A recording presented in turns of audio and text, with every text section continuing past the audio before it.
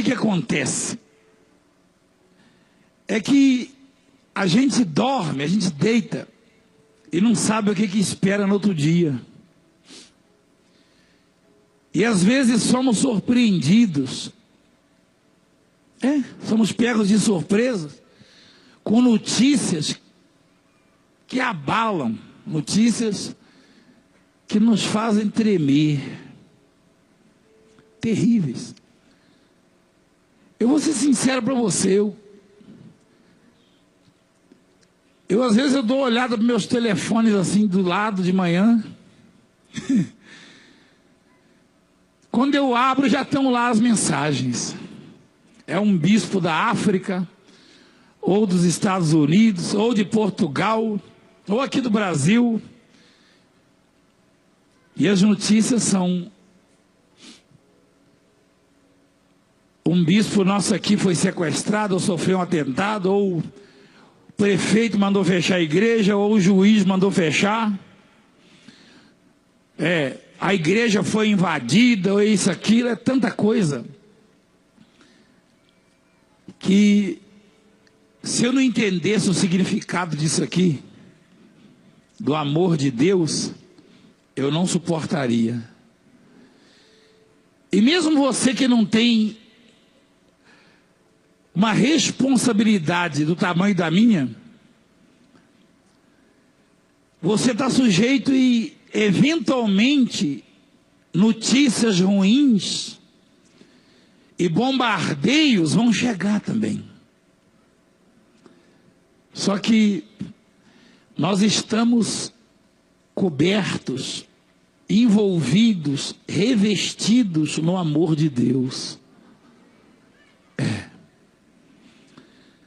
Deus não depende de nada, nem de ninguém. E o que Ele fez por nós nos dá a segurança, a certeza de que Ele cuida e vai cuidar sempre de nós.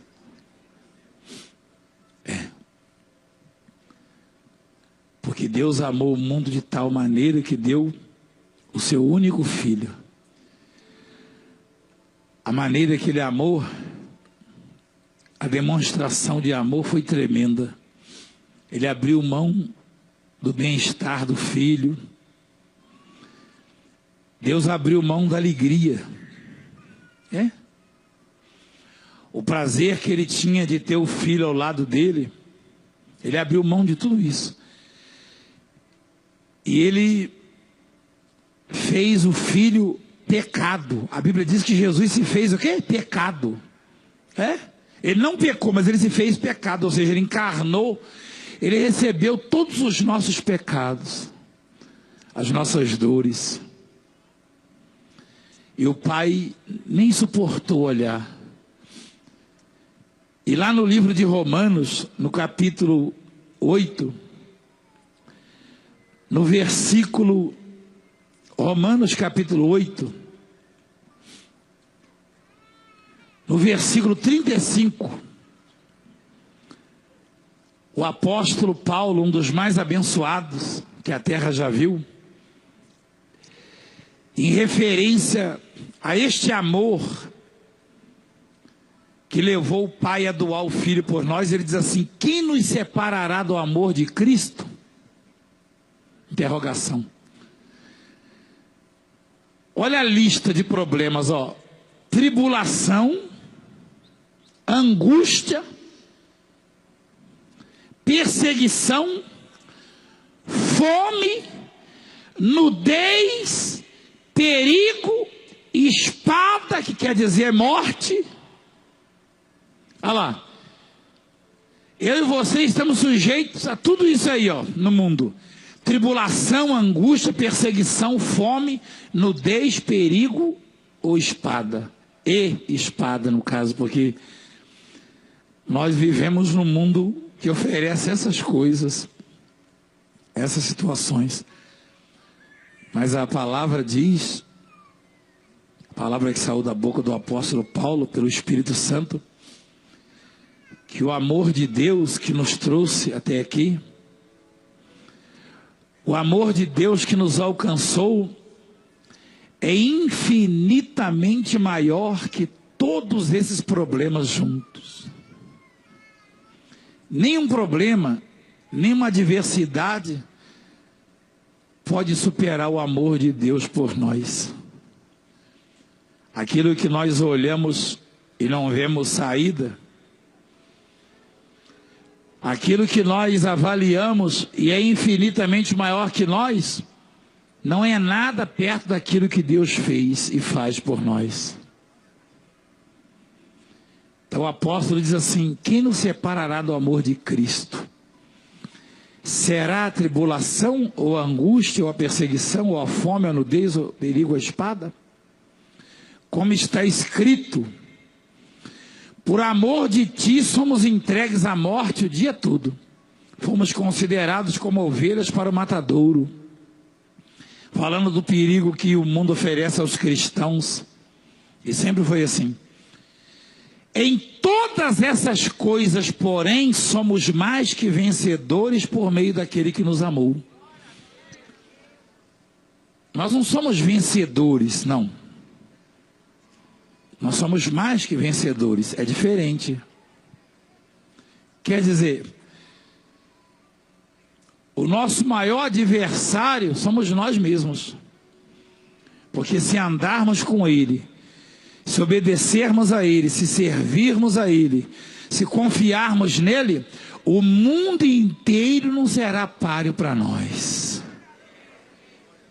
O inferno inteiro pode vir contra você, o problema que for, o perigo que for. O doutor falou para a família, para a filha: sua mãe não tem mais 48 horas de vida. E ela agarrou no amor de Deus e a mamãe daqui, sã e salva. E ela lá e fez exame e não deu mais nada. Olha a família feliz ali, ó. Porque ele não consegue, achou? Então, se você se agarrar no amor de Deus, não é o Valdemiro. Por mais que o Valdemiro ame você, o Valdemiro é pequenininho, tadinho. É uma orelhinha. O Valdemiro, ele... Agora eu ainda estou segurando bem, mas lá para as 18, o Valdemiro vai estar bambinho, amarelinho, que eu já sei da multidão que está chegando aí. Quando terminar de impor a mão, você dá um empurrãozinho no Valdemiro, ele cai, você tem que levantar ele. Agora, o Deus do Valdemiro, que é quem te amou ao ponto de sacrificar o próprio filho, pode levantar um exército inteiro contra você, que o Deus do Valdemiro, que é o seu Deus, vai proteger você. Esse protege. Esse garante a nossa integridade, a nossa vitória. Quer dizer, o apóstolo que teve tantas tribulações, tantos problemas, tanta dificuldade, afirmou que ninguém pode nos separar do amor de Deus, nem a morte. O amor de Deus é mais forte que a morte. Amém? Tem uma música que diz assim, ó: Jesus é o amor, e o amor é mais forte que a morte. Ele é, Jesus é o amor. Ele é mais forte que qualquer doença, que qualquer ódio, que qualquer espírito de vingança. Você acha que alguém já tentou me matar alguma vez? Você acha que alguém já desejou me matar? Mas hoje em dia eu acho que não existe mais, não. Será? Eu estou envolvido no amor de Deus. Ou seja, eu só dependo de Deus. Você entende isso? Se você está revestido do amor de Deus, você só depende dele. Porque esse não falha. Não falha. Então, nem a perseguição,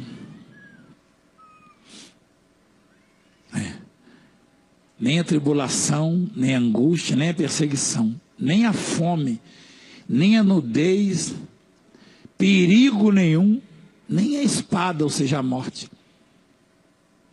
E embaixo no 37 ele diz assim: em todas essas coisas, porém, quer dizer, contra a perseguição, em todas essas coisas, ele está se referindo a esses problemas aí, ó, perseguição, fome, nudez, perigo, espada.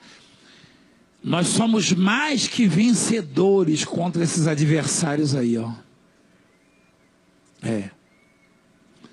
O versículo 38 ele diz assim: porque estou bem certo de que nem a morte, nem a vida, nem os anjos, nem os principados, nem as coisas do presente, nem do porvir, nem os poderes, nem os poderes, nem altura, nem profundidade, nem qualquer outra criatura poderá separar-nos do amor de Deus que está em Cristo Jesus, nosso Senhor. Ninguém. Nada. Nada nem ninguém.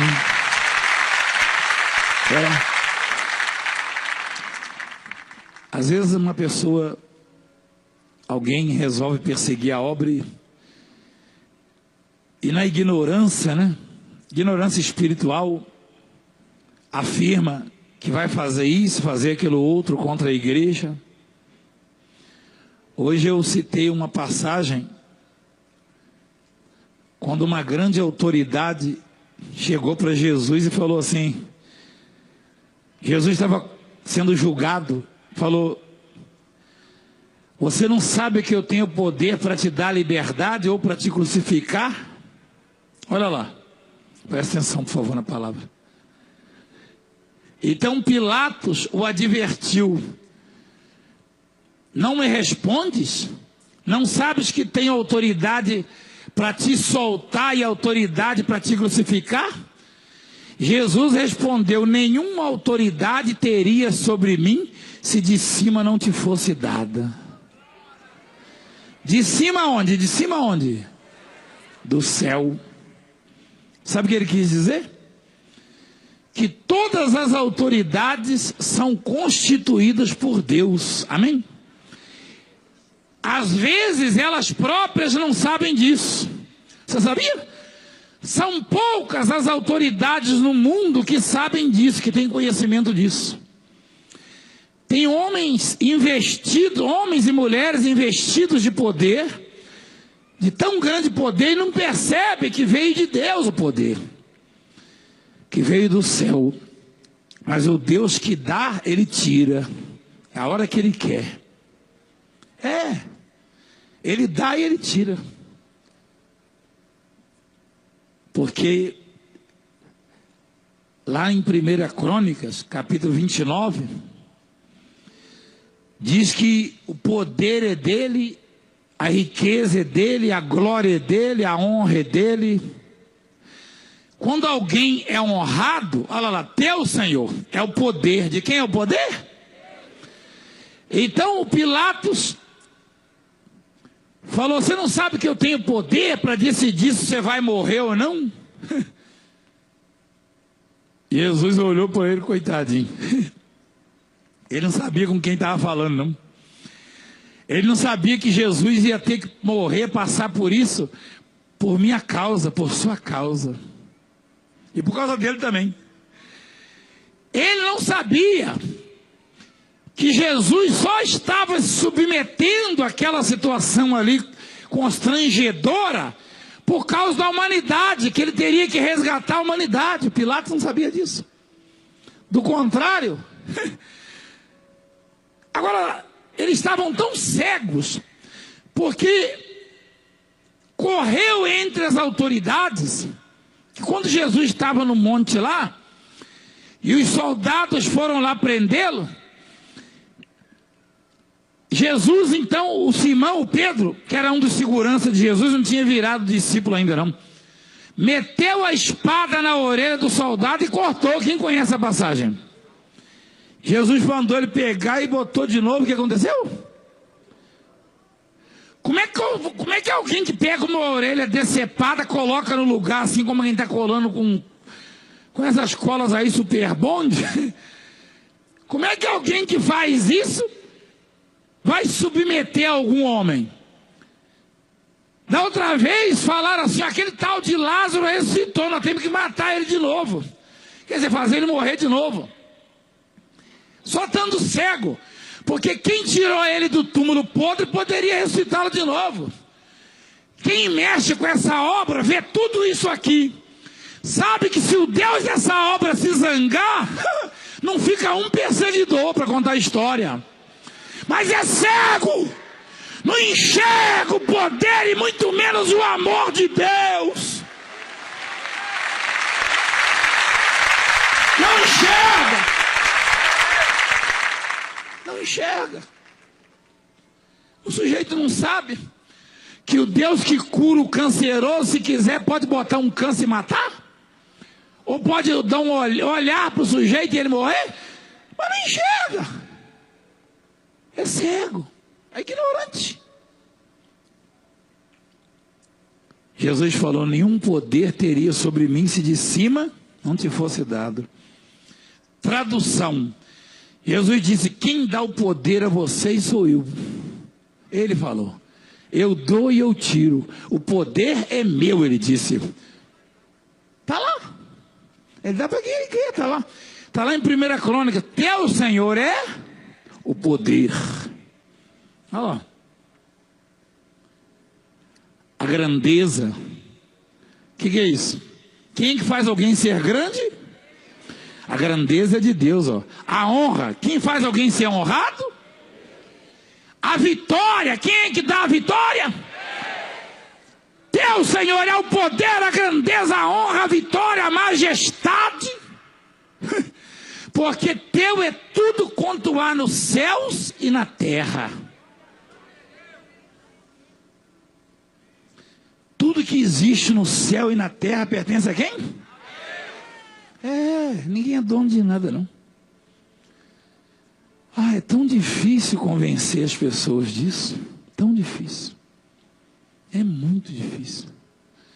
Até bispos, pastores, obreiros. Você não tem nem ideia do trabalho que eu tenho com bispos e pastores. Você não tem ideia. Eles escutam isso, eles veem tudo isso, eles participam disso. E depois se esquecem. Não é fácil. Tem muitos de vocês que estão vendo essas coisas todos os dias. Quando não vê aqui, vê na televisão. E é em todo lugar do mundo. Você liga a televisão, está transmitindo a reunião de Portugal, você está vendo milagre. Está transmitindo a da África, você está vendo milagre. Está transmitindo a dos Estados Unidos, está vendo milagre. A de Minas Gerais, está vendo milagre. A de São Paulo, está vendo milagre. E está ouvindo a palavra de Deus. E quando Satanás investe contra você, parece que dá um branco. E você se esquece que o amor de Deus está acima de tudo isso. Se abala, se desespera, se perde. Então o homem de Deus, o Espírito Santo falou na boca dele: quem nos separará do amor de Cristo? Ninguém. Ele está dizendo, o profeta ali está dizendo, o Beato Salu, quem nos separa do amor de Cristo? Só pode ser o Beato Salu, que a Bíblia afirma que ninguém pode nos separar do amor de Cristo. Ninguém. Ninguém. Se a morte não nos separa, como é que a cegueira vai separar? Ele profetizou errado. Se a morte, que é pior que a cegueira, não pode separar, como é que a cegueira vai separar? Eu estou falando do amor de Cristo, não estou falando do amor de homem. Mas e quando a pessoa se afasta? Aí não foi o amor de Cristo, é o amor dela que esfriou. Então o seu amor, problema pode separar, mas o amor de Cristo ninguém pode separar. Porque o seu amor pode esfriar, porque o amor de Deus continua fervendo, continua acesa a chama. Amém, gente? Você quer a tradução disso e o resumo? A palavra está dizendo que o amor do apóstolo, do bispo, da bispa, de quem quer que seja, pode esfriar o seu amor, mas o amor de Deus continua ardendo por você. Ardendo por você, queimando por você. Ele está dizendo que se ainda hoje você decidir, ainda hoje a sua vida será transformada. É isso que ele está dizendo. Ninguém pode separar. Uma coisa é o nosso amor, que oscila. É igual o clima, o tempo. O amor do homem é assim, do ser humano. Se os ventos são favoráveis, está em alta. Mas alguma coisa contra... Engraçado, eu gostava muito de fulano. Uai, gostava por quê? Deus gostava e continua gostando. Deus amava e continua amando, porque o amor de Deus ninguém pode esfriar. Ninguém. Por isso que o homem tem dificuldade para perdoar. Quando alguém erra, e se o erro foi grave, a dificuldade é muito grande, que aparece de juiz condenando, julgando e condenando, dando sentença.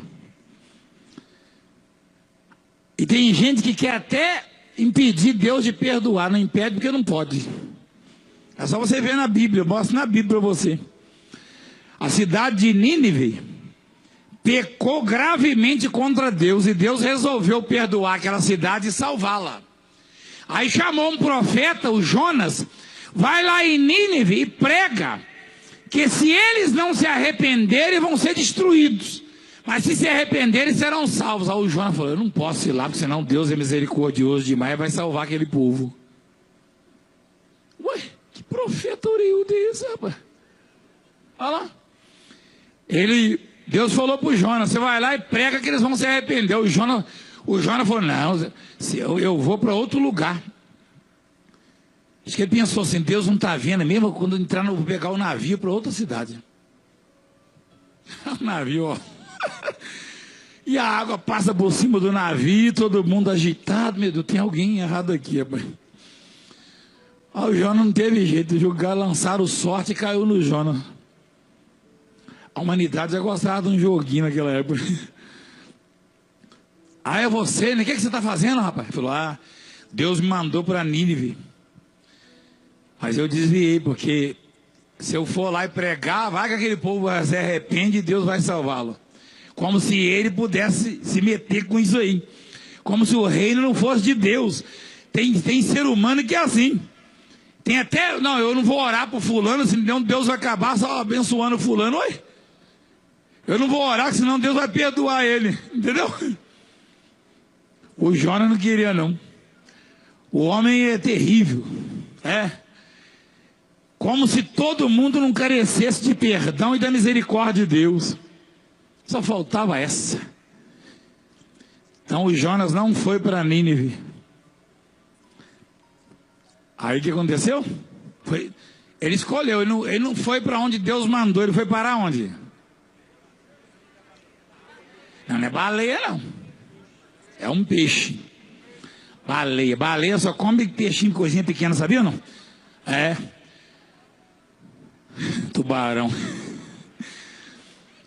Eu não sei que peixe que é, mas que o peixe era muito grande, era. Mas tem uma lição tão extraordinária nisso aí. O sujeito estava lá no ventre do peixe. E é óbvio que ele não pôde dobrar os joelhos numa mesinha, num sofá,